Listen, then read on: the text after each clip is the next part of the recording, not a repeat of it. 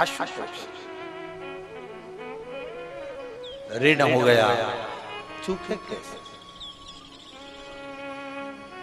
एक बेर और बेर का भी एक अंदर का फल, अंदर का बीज, उसका भी घिसकर भगवान शंकर को शिवरात्रि के दिन चढ़े हुए बेर का मात्र उस गुठली में इतना बल हो जाता है कि उसको भी समझना लोगों के मुश्किल का विषय।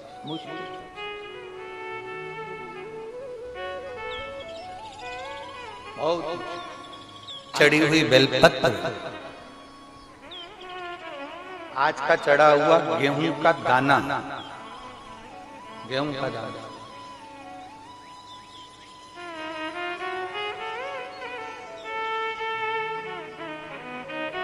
जिसका मकान नहीं बन रहा, प्लाट नहीं है, खुद का मकान नहीं है, खुद की जमीन नहीं है, खुद का फ्लैट नहीं है, खुद का कोई साधन नहीं है, बहुत संघर्ष की जिंदगी जी रहा है और चाहता है कि मुझे कुछ मिले।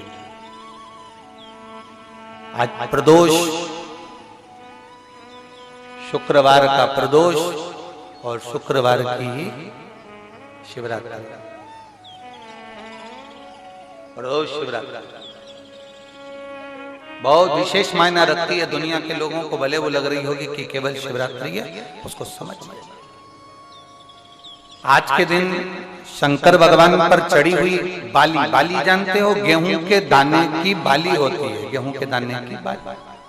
आज के दिन शंकर भगवान पर चढ़ी हुई बाली, गेहूं के दाने की बाली, मात्र शंकर जी पे चढ़ी हुई बाली को उठा लिया जाता है और बाली में से 12 दाने निकाल लिए जाते हैं। गेहूं के 12 बाली नहीं होती है तो गेहूं के 12 दाने भगवान शंकर को समर्पित किए जाते हैं और उसको उठा लिया जाता है। आज से प्रारंभ होता है तो 12 दानों में से आज प्रथम शिवरात्रि को मानकर उसमें से एक दाना शंकर को चढ़ा दिया जाता है, 11 दाने रख लिए जाते हैं। प्रत्येक महीने आने वाली शिवरात्रि पर एक दाना शंकर भगवान को अशोक सुंदरी वाले स्थान पर समर्पित करना प्रारंभ कर दो। अगले साल शिवरात्रि पर बात करेंगे कि प्लाट, जमीन, जायदाद मिली कि नहीं, मकान मिला कि नहीं मिला, खुद की प्रॉपर्टी हुई कि नहीं हुई, अगले शिवरात्रि पर बात करेंगे। इसी भूमि पर, यही कुबेरेश्वर बाबा के धाम पर एक बाली में भी, गेहूं की एक बाली में 12 दानों में भी वो बल होता है जो बल शिवरात्रि के दिन भगवान शंकर को समर्पित किया जाए। वो दानों में भी बल है भगवान शंकर। तो प्रयास करना, कहीं सियोर वाला महाराज झूठ तो नहीं बोल रहा है, जरा प्रयास करना, एक बार प्रैक्टिकल करके जरूर देखा करो। महाराज झूठ तो नहीं बोल रहा, प्रैक्टिकल करो, आज से चालू करो।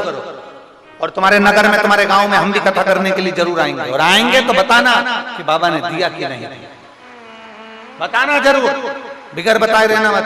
जितने इतने पत्र तुम भेज रहे हो हमारे वहां पर भी भेज कि बाबा दिया कि ना दिया। यहीं से शुरुआत आप करो। अपने अपने जितने आस्था चैनल पर कथा सुन रहे, जितने फेसबुक यूट्यूब पर कथा सुन रहे, दिया कि 12 दाने पूर्ण करो। मेरा शंभु दिए बिगर रह नहीं सकता। शिवरात्रि के दिन उसको नहीं मालूम था, शिकारी को, उसको तो कर्जा चुकाना था केवल कर्जा। उसको क्या मालूम है कि शिवरात्रि का महत्व क्या है। ये शिवरात्रि की कथा कर रही है। शिवरात्रि करती क्या है? भगवान कृष्ण का जन्मोत्सव आता है, जन्माष्टमी, तो भगवान कृष्ण का जन्म हुआ। रामनवमी आती है तो राम जी का जन्म हुआ। दशहरा आता है, रावण का वध हुआ। शिवरात्रि का मतलब क्या है? शिवरात्रि की मूलता क्या है? केवल शंकर पार्वती का विवाह, केवल शंकर भगवान के शिवलिंग का प्रागट्य, केवल भगवान शंकर की आराधना। रात्रि का मतलब है एक भक्त के लिए भगवान उस रात्रि को उसका कर चुकाने के लिए, उसका ऋण चुकाने के लिए उसके पांव से गिरी हुई बेलपत्र को भी स्वीकार कर लेते हैं। वो शिवरात्रि केवल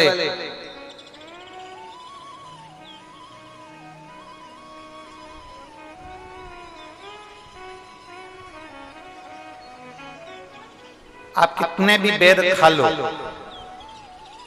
आप कितने भी बेर किल वो क्या बनाते हैं उसको पानी में उबाल कर नमक मिर्ची डाल के, हाँ क्या बोलते हैं उसको, फेंक दो, हाँ लद दो, जो भी बनाते हैं वो आप खा लें, उसको कितना ना।